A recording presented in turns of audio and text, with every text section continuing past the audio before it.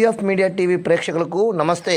ఖమ్మం జిల్లా సత్తుపల్లి పట్టణంలోని రావి వీర వెంకయ్య భవనంలో సిపిఎం ఖమ్మం జిల్లా కార్యదర్శి కామ్రేడ్ నున్నా నాగేశ్వరరావు మీడియాతో మాట్లాడారు.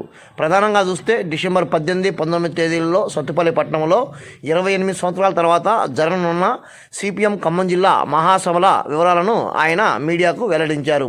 ప్రధానంగా ఆయన ఈ ప్రాంతంలో ఉన్నటువంటి సమస్యలు, ఈ ప్రాంతం కోసం పోరాడిన యోధుల గురించి మాట్లాడారు. వాటి వివరాలను ఇప్పుడు మనం యూఎఫ్ మీడియాలో వీక్షిద్దాము. సిపిఐఎం ఖమ్మం జిల్లా 22వ మహాసభలు డిసెంబర్ 18, 19 తేదీల్లో సత్తుపల్లి పట్టణంలో జరగబోతూ ఉన్నాయి. ఈ మహాసభల్ని సిపిఎం పార్టీ పొలిట్ బ్యూరో సభ్యులు కామ్రేడ్ వి రాఘుల్ గారు ప్రారంభిస్తారు. ఈ మహాసభలో తెలంగాణ పార్టీ రాష్ట్ర కార్యదర్శి కామ్రేడ్ తమ్మినేని వీరభద్రం గారు, అట్లాగే రాష్ట్ర నాయకులు కామ్రేడ్ ఎస్ వీరయ్య గారు, పోతినేని సుదర్శనరావు గారు, ఇంకా అనేక మంది రాష్ట్ర, జిల్లా, కేంద్ర నాయకులు ఈ మహాసభలకు హాజరవుతూ ఉన్నారు. ఖమ్మం జిల్లా వ్యాప్తంగా 500 మంది ప్రతినిధులతో పాటు మరొక 500 మంది ఆహ్వానితులతోటి ఈ ప్రారంభ సభ జరుగుతూ ఉంది. ఈ సందర్భంగా ఇక్కడ సిపిఎం పార్టీ ఆఫీస్ నుంచి రావి వీర వెంకయ్య గారి భవన్ నుంచి లక్ష్మీ ప్రసన్న ఫంక్షన్ హాల్ వరకు రెడ్ సెట్ వాలంటీర్లతోటి ప్రదర్శన జరుగుతూ ఉంది. ఈ మహాసభల నిర్వహణ కోసం సత్తుపల్లి పట్టణంలో అనేక మంది ప్రముఖులతోటి ఇక్కడ ఆవరణ సంఘం ఏర్పడింది. ఆ ప్రముఖులందరి సహకారంతో ఇక్కడ ఆవరణ సంఘం నిర్విరామంగా కృషి చేస్తూ ఉంది.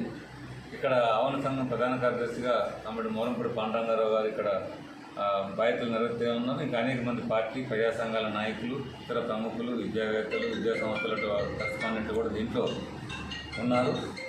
అట్లాగే సాంబశివరావు గారు ఈ మహాసభలకు గౌరవ అధ్యక్షులుగా ఉన్నారు. నాయుడు వెంకటేశ్వర గారు అధ్యక్షులుగా, ఇంకా అనేక మంది పెద్దలు ఈ ఆవరణ సంఘంలో ఉండి సలహాలు, సహకారాలు అందిస్తూ ఉన్నారు. ఈ మహాసభలు 27 సంవత్సరాల తర్వాత తిరిగి ఈ పట్టణంలో జరుగుతూ ఉన్నాయి. ఒకప్పుడు ఈ ప్రాంతంలో మార్క్సిస్ట్ పార్టీ, ఆనాడు కాంగ్రెస్ ప్రభుత్వం ఒక నిర్బంధాన్ని, జలగ వెంగళరావు గారు లాంటి పెద్ద మరీ వృక్షంలో ఉన్నటువంటి ఈ ప్రాంతంలో కమ్యూనిస్ట్ ఉద్యమంపై నిర్బంధ కాలం కొనసాగుతున్న కాలంలో కూడా అనేక ప్రజా ఉద్యమం నిర్మించే చరిత్ర ఈ ప్రాంతంలో ఉంది. ఆనాడు రైతాంగ సమస్యలు కానీ, పోడు భూముల సమస్యలు కానీ, వ్యవసాయ కార్మికుల వేతనాల కోసం, పాలేరుల వేతనాల పెంపు కోసం, ఇంక ఇతర అనేక సమస్యల కోసం పోరాడిన చరిత్ర ఇక్కడ మార్క్సిస్ట్ పార్టీకి ఉంది. తెలంగాణ సాయుధ పోరాటం దగ్గర నుంచి ఈ ప్రాంతంలో పక్కన ఏమసూరు మండలంలో ఉన్నటువంటి ఎర్ర రామయ్య గారు కానీ, నొన్న ముత్తయ్య గారు కానీ అనేక మంది ప్రముఖులు ఆ రోజు సాయుధ పోరాటంలో పాల్గొని నిజాం ప్రభుత్వం వ్యతిరేకంగా ఈ ప్రాంతంలో ఉద్యమం నిర్మించారు. వారి స్ఫూర్తితో ఆ తర్వాత ఈ ప్రాంతంలో చింతలపూడి జగ్గయ్య గారు, రావి వీర వెంకయ్య గారు నాయకత్వంలో కూడా పార్టీ బలోపేతమైంది. అట్లా ఈ ప్రాంతంలో అనేక పోరాటాల చరిత్ర సిపిఎం పార్టీకి ఉంది. తిరిగి మళ్ళీ ఈ ప్రాంతంలో వామపక్ష ఉద్యమాన్ని బలోపేతం చేయడం కోసం, ప్రజా సమస్యల మీద పరిష్కారం కోసం ముందుకు పోరాటం కోసం కార్మిక, కర్షక అనేక ప్రజా సంఘాల నిర్మాణాలు నిర్వహించి ఈ ప్రాంతంలో ప్రజా సమస్యల పరిష్కారం కోసం ముందుకు పోవడానికి, సత్తుపల్లి ప్రాంత అభివృద్ధి కోసం, ఈ ప్రాంత సమస్యల కోసం, ముఖ్యంగా ఈ సత్తుపల్లి ప్రాంతం అభివృద్ధి కావాలంటే సాగునీటి సమస్య పరిష్కారం కావాలని చెప్పి పోరాడిన చరిత్ర సిపిఎం పార్టీకి ఉంది. ఇవాళ వస్తున్నటువంటి సీతారామ సాగర్ ఏదైతుందో దాన్ని అంతకుముందు దుమ్ముగూడెంగా మనం పిలిచాం. ఈ ప్రాజెక్టు సాధన కోసం పోరాడిన చరిత్ర సిపిఎం పార్టీకి ఉంది.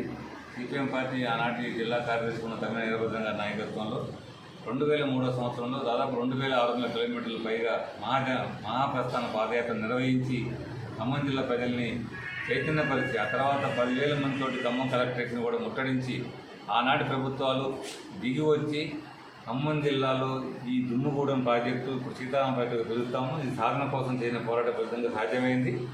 అది ప్రభుత్వాల యొక్క అలసత్వం లేట్ అవుతూ వచ్చింది. అయినా సరే దీన్ని పూర్తి చేయడం కోసం సిపిఎం నిరంతరంగా పోరాడుతూ ఉంది. ఇక రాబోయే కాలంలో కూడా త్వరగా పూర్తయి సత్తుపల్లి ప్రాంతం మొత్తాన్ని కూడా సస్యశ్యామలం చేయడం కోసం ఇప్పటికే ఉన్నటువంటి లంకా సాగర్ కానీ, బేతుపల్లి ప్రాజెక్టు కానీ ఇవన్నీ కూడా స్థిరీకరణ జరగడానికి, మిగతా ఆయకట్టు కూడా నిరంతరానికి ప్రతి అంగుళం కూడా ఈ ప్రాంతంలో గోదావరి జిల్లాలను పాలించడం కోసం సిపిఎం పార్టీ భవిష్యత్తులో పోరాడుతుందని చెప్పి తెలియజేస్తూ ఉన్నాను. ఈ మహాసభలకి ఈ ప్రాంత ప్రజలు, ముఖ్యంగా పట్టణ ప్రజలంతా కూడా అన్ని రకాలుగా ఆర్థికంగా కూడా సహాయ సహకారం అందించాలని విజ్ఞప్తి చేస్తూ ఉన్నాను.